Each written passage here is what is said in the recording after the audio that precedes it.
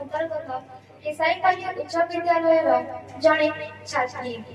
Shining Star Camp, a pace-setting initiative for future and academic excellence.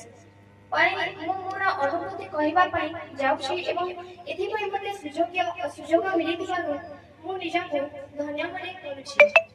ଜାନୁଆରୀ 10 ରୁ ଜାନୁଆରୀ 12 ପର୍ଯ୍ୟନ୍ତ ଏହି ପାଇକମାନ ଉଚ୍ଚ ବିଦ୍ୟାଳୟରେ ଅନୁଷ୍ଠିତ ସାଇନିଂ ଷ୍ଟାର କ୍ୟାମ୍ପ ମୋ ଜୀବନର ଏକ ସ୍ମରଣୀୟ ତଥା ଅଭିନବ ସ୍ମୃତି ହୋଇ ରହିଯିବ, ଯେଉଁଠାରେ ମୁଁ ଜ୍ଞାନ, ଶିକ୍ଷା ଏବଂ ପ୍ରେରଣାର ଏକ ଅଦ୍ଭୁତ ଯାତ୍ରାରେ ଯୋଗଦେଲି। ପ୍ରତ୍ୟେକ ପ୍ରଭାତ ଶୁଭ ସଙ୍ଗୀତ ଏବଂ ଉତ୍ସାହିତ ମନୋଭାବ ସହିତ ଆରମ୍ଭ ହେଉଥିଲା, ଯେଉଁଠାରେ କି ଆମେ ନୂଆ ଦିନ ପାଇଁ ନୂଆ ଆଶା ଓ ସ୍ୱପ୍ନ ନେଇ ପାଠ ପଢ଼ିବାକୁ ଯାଉଥିଲୁ।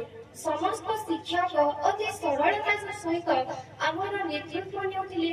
ବିଶେଷ କରି ଡାଉଟ୍ କ୍ଲିୟରିଂ କ୍ଲାସ୍ ଗୁଡ଼ିକ ମୋ ପାଇଁ ଏକ ଅତ୍ୟନ୍ତ ଭଲ ସୁଯୋଗ ହୋଇଥିଲା, ଯେଉଁଠାରେ ମୁଁ ମୋ ସନ୍ଦେହ ଗୁଡ଼ିକୁ ମୁକ୍ତ ଭାବରେ ପ୍ରଶ୍ନ କରିପାରିଥିଲି, ଯାହାଦ୍ୱାରା ମୋର ମନୋବଳ ମଧ୍ୟ ଦୃଢ଼ ହୋଇଥିଲା। ସବୁ ଶିକ୍ଷକମାନେ ଆମକୁ ଅତି ସରଳତାର ସହ ଶିଖେଇବା ସହିତ ସେହି କ୍ଲାସ୍ ଗୁଡ଼ିକରେ କେବଳ ପାଠ ପଢ଼ା ହେଉନଥିଲା, ବରଂ ସେହି କ୍ଲାସ୍ ଗୁଡ଼ିକରେ ପାଠ ପଢ଼ା ସହିତ ଅନେକ ହସ, ଆଲୋଚନା ଏବଂ ନୂତନ ଧରଣର ଶିକ୍ଷା ମିଶିଥିଲା। ଏହି ସାଇନିଂ ଷ୍ଟାର କ୍ୟାମ୍ପରେ ଆସି ମୁଁ ଶିକ୍ଷା ସହିତ ଶିଷ୍ଟାଚାର, ଦୃଢ଼ ମନୋବଳ,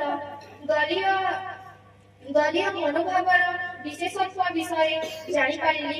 ବିଶେଷ ଭାବରେ ଆଜି ନୃସିଂହନାଥ ଯାଇ ଶ୍ରୀ ନୃସିଂହ ମହାପ୍ରଭୁଙ୍କ ଆଶୀର୍ବାଦ ଲାଭ କରିବା ମୋ ପାଇଁ ଏକ ବିଶେଷ ଅନୁଭବ ହୋଇ ରହିଗଲା। ବର୍ତ୍ତମାନ ଆଜି 3 ଦିନ ଶେଷରେ ଆମେ ଏହି କ୍ୟାମ୍ପକୁ ବିଦାୟ ନେବାକୁ ଯାଉଛୁ।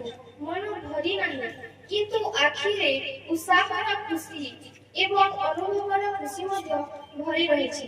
ସାଇନିଂ ଷ୍ଟାର କ୍ୟାମ୍ପ ମୋ ପାଇଁ ଏକ ପ୍ରେରଣାର ପଥ ହୋଇ ରହିଗଲା, ଯେଉଁଠାରେ ମୁଁ ଶିଖିଲି ଜ୍ଞାନ ହେଉଛି ଏକ ଆଲୋକ ଯାହା ଜୀବନକୁ ସତ୍ୟର ପଥରେ ନେଇଯାଏ। ଧନ୍ୟବାଦ।